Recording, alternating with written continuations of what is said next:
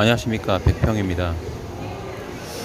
최근에 시민언론 열린공감 TV에서 모 유튜버, 여러분 다 아시죠? 시아타파에 대한 팩트 체크 방송이 있었습니다. 전 사실 뭐 이종원 씨나 시아타파 TV, 뭐 개국본 이 분들에 대한 뭐라면 좀 강한 그런 비난을 하고 싶지는 않습니다. 왜냐하면 이유가 있습니다. 그렇다고 그들이 옳다는 건 절대 아니고요. 반드시 사라져야 될 그런 사람들이죠. 시아타파나 개국본이나 이런 이 세력이 결국에는 뭐 처음에 그 시작은 어땠을지 모르겠지만 결과적으로 보면은 뭐 신천지나 뭐 이전에 드루킹, 김경수라는 또 민주 진보의 좀 점잖은 그런 정치인을 나락으로 빠뜨리게 한 그런 드루킹 이런 세력이랑 또는 또 가로 세로 연구소라는 또 과격한 또 사람들이 있죠. 그러니까 그런 사람들이랑 결과적으로는 별로 이제 다를 바가 없다. 네, 그런 생각이 지배적인 생각인 것 같습니다. 그리고 앞서서도 저 역시도 참 어처구니 없이 참 담당 수사관도 좀 기가 차나 보더라고요. 말도 안 되는 얘기를 가지고 고소를 했더라고요. 물론 당연히 딱 한 번 수사받고 그냥 무혐의 불기소 처분됐죠. 잘못된 것을 지적하는 사람을 고소하는 거. 네. 그때 저는 깨달았습니다. 이 정치라는 이 영역, 권력이라는 이 영역, 여기에 돈이 금전적인 수익이 더해지면 얼마나 사람들이 추악할 수 있는지 그런 생각이 듭니다. 사실 유튜브에서 뭐 센 방송 하는 분들 많잖아요. 뭐 가로세로부터 시작해서 그리고 뭐 그죠 안정권인가요? 뭐 시사타파라든가 뭐 개국본이라든가 이런 그러니까 처음에는 네 근데 사실 돌아보면은 처음에도 그렇게 좋지는 않았어요. 그러니까 그게 왜 그럴까 했더니 저는 이게 이렇게 해석이 됩니다. 그만큼 정상적인 세상을 상식이 통하는 그리고 원칙이 통하는 좀 더 나은 세상을 바라는 마음이 큰 분들이 많다라는 생각이 듭니다. 그렇기 때문에 이런 있을 수 없는 일들이 벌어지고 있는 것 같아요. 그런데 우리 스스로가 분별력이 없으면 언제든지 뭐 지금 당장 뭐 시사타파나 가로세로 연구소나 뭐 안정권이나 이런 사람들이 문제이긴 하지만 근데 얘네들은 그냥 우리가 버리면 돼요. 얘네들 어차피 사라질 그런 사람들이고 결국은 뭐 그냥 뭐 사이비 단체처럼 점점 추락하고 있지 않습니까? 근데 얘네들은 그냥 우리가 버리면 돼요. 근데 문제는 뭐냐면 얘네 이런 사람들이 앞으로도 계속 나올 거라는 거예요. 왜 그럴까 내가 생각해 봤습니다. 결국은 너무 진영 간 대립이 격화되면서 뭐 흔히 말하는 뭐 저는 이제 이 그 정의에 대해서는 동의할 수 없지만 그 흔히 말하는 뭐 진보 진영 그다음에 뭐 보수 진영 아니면 뭐 우파 좌파 이 양쪽 양대 진영이 민주당이라든가 국민의힘이라든 그 두 정당을 거대 정당을 만들어냈고 어떤 진실을 바라보는 그리고 더 나은 세상을 바라보는 그런 정치가 아니라 서로 팻먹고 뒷골목에서 패거리 싸움 하듯이 우리 편 공격했으니까 가만두지 않아. 야 우리 한번 쟤네 쳐들어가자. 야 우리가 이겼다 이번에. 야 쟤네들 봐 꼴 좋지. 이런 식으로 뭔가 뒷골목에서 예전에 뭐 초등학생, 중학생, 고등학생이나 할 법한 그런 뒷골목 패거리 싸움이 지금 한국 정치판에 난무하다는 거예요. 예를 들면 친문이라 칩시다. 네, 문재인을 지지하는 사람들, 아니면 노무현 전 대통령을 사모하는 사람들, 또 그렇게 있으면 저쪽 패거리에서는 또 박근혜, 이명박, 전두환, 박정희 이런 식으로 또 카드를 꺼내서 또 대립한단 말이에요. 근데 이게 세대가 거듭되면 좀 이게 중화가 되고, 이제 우리가 해결해야 할 문제가 굉장히 많거든요. 환경오염도 굉장히 심각하고, 여러분 아시겠지만은 저희 이제 서울에 살기 때문에 잘 모르는데, 지방 같은 경우는 경기도 같은 경우는 벌레가 장난하게 많죠. 네.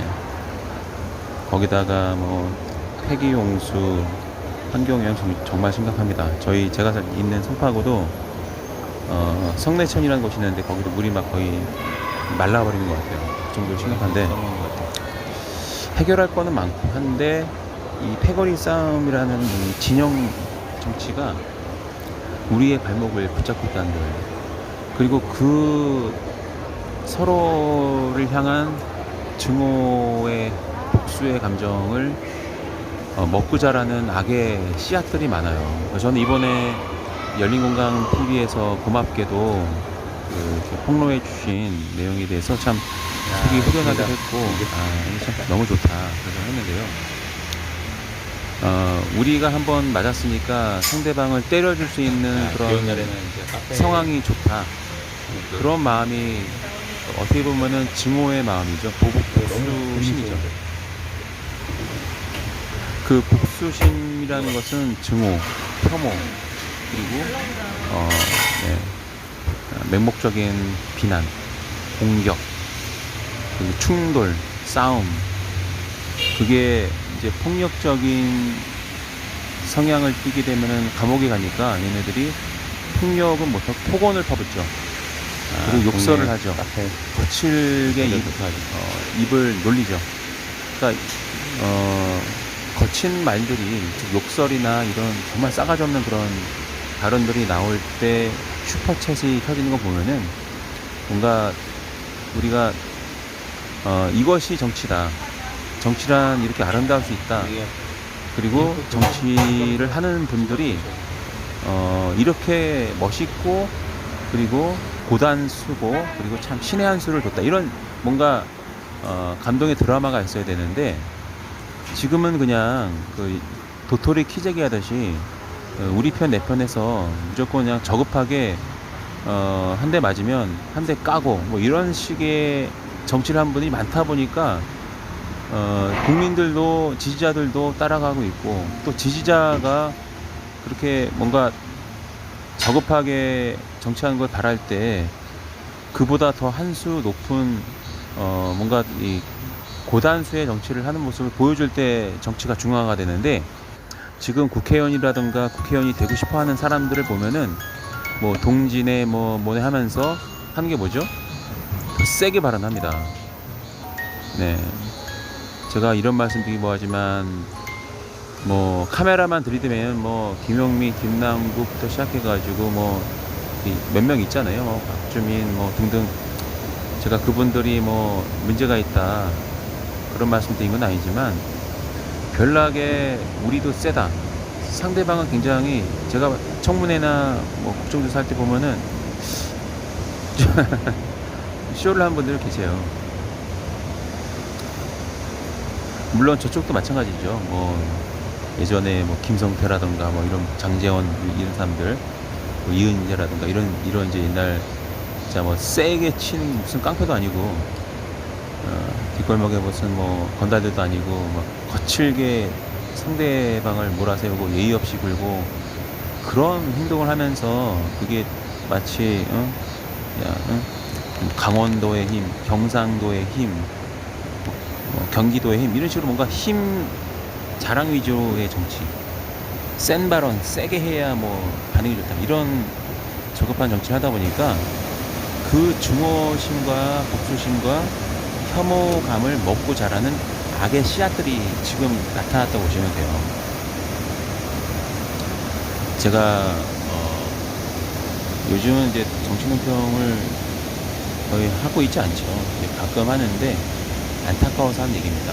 저도 이제 딱히 정치논평 방송을 보고 있지 않았어요. 한 1년 넘게 그냥 조용히 내 일이나 하고, 또 앞으로도 이제 제 사업에 더 집중하면서 이제 국민들한테 뭐 손 내미는 일은 없게끔 그런 마음을 가지고 있는데요. 뭐를 하든 제가.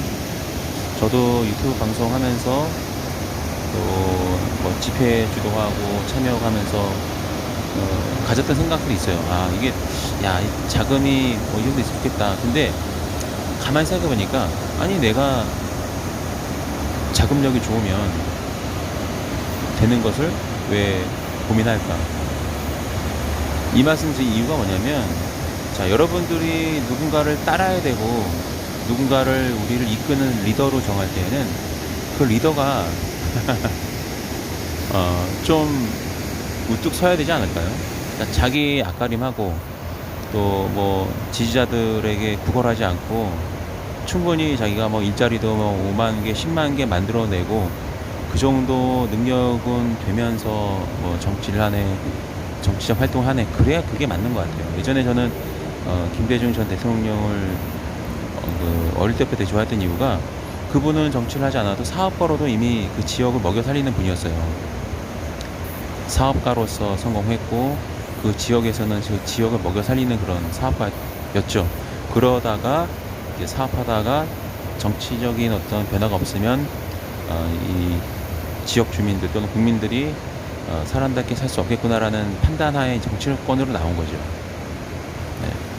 뭔가 정치의 순서가 그렇게 돼야 되는데, 지금 보면은 왜 민주당 의원들이 뭐 시사타파뿐만 아니라 뭐 다른 일개 유튜버들 눈치를 보면서 정치를 한다? 좀 상식이 벗어나는 거죠. 아니, 그러면은 그 사람들 뽑아준 국민들은 뭐죠? 그 투표를 해서 자신들을 국회의원으로 만들어준 국민들을 두려워해야 되는데, 이상하게도 그 뭐 집회 좀 세게 하고 뭐 좀 쇼맨십 부리고 뭔가 막 그런 사람들을 몰고 다니는 그런 어중이 떠중이들, 몇 명 되지도 않죠. 뭐 10,000명 되나요? 몇천 명 되는 이 사람들을 두려워해서 정치를 한다? 정치할 자격이 없는 거예요.